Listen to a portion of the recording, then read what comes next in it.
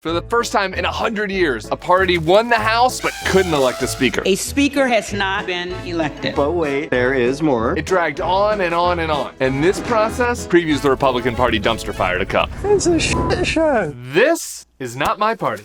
Brought to you by the Bulwark. Kevin McCarthy wished and wished to be Speaker of the House. Your wishes come true? I'm sorry, Kevin. His whole career has been a desperate attempt to put his Muppet face on a portrait in the Capitol's hallowed hall. My motives are purely altruistic, I assure you. 7 years ago, he was on the cusp of getting that wish. He was the next man in line after weepy John Boehner retired. It's okay for a man to cry. But the former high school football player fumbled on the 1-yard line. He accidentally admitted that the Benghazi investigations were political stuff. Everybody thought Hillary Clinton was unbeatable, but we put together a Benghazi special committee. What are her numbers today? Kevin, don't! Which made his team look terrible, so they benched him. This time, the classic establishment Republican tried a new approach. He figured he could get to the speakership by being second to none and sucking up to Donald Trump. No one's ever done that before. He even went so far as to pick the Starburst colors Trump doesn't like out of a jar before giving it to him as a gift. This dude has groveled for the gavel. Have some self-respect. And this week, he's been denied his prized possession repeatedly, losing on ballot after ballot after ballot in humiliating fashion. Oh, geez, that's embarrassing. Whipped into submission by a crew of nihilist, ultra-MAGA House Republicans made in Trump's image. He's a real role model. The 19 Republicans who started the uprising have been called the Taliban Caucus by some of their own colleagues. They include alleged underage sex trafficker Matt Gaetz.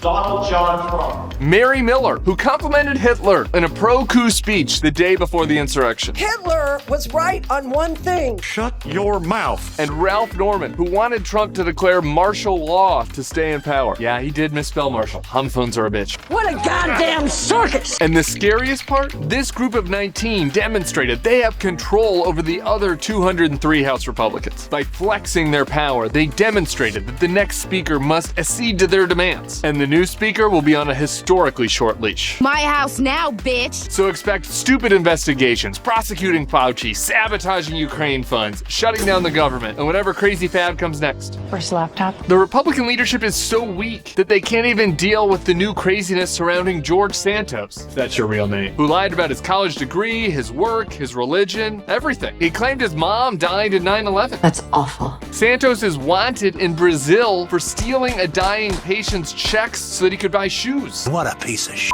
Dude is a walking red flag. If your friend brought him home from Christmas, you tell them to run as fast as possible before they got Dahmer. A normal party with a strong leader would have had Santos out on his ass before he could say Jew-ish. Guys, I'm Jew-ish. But there he sits, along with the rest of them. These Republicans are enabling that sociopathic creep along with all the rest because they got smoked in the midterms, shredded their integrity during the Trump years, and now need every vote they can get. What a bunch of losers. Nihilists, con men, chaos. This is the reality of the new Republican nuthouse, and it's not changing anytime soon. So Kevin, or whoever ends up finally getting the speakership, congratulations on the painting and the title. But as the old saying goes, be careful what you wish for, you just might get it. We'll see you next week for more Not My Party.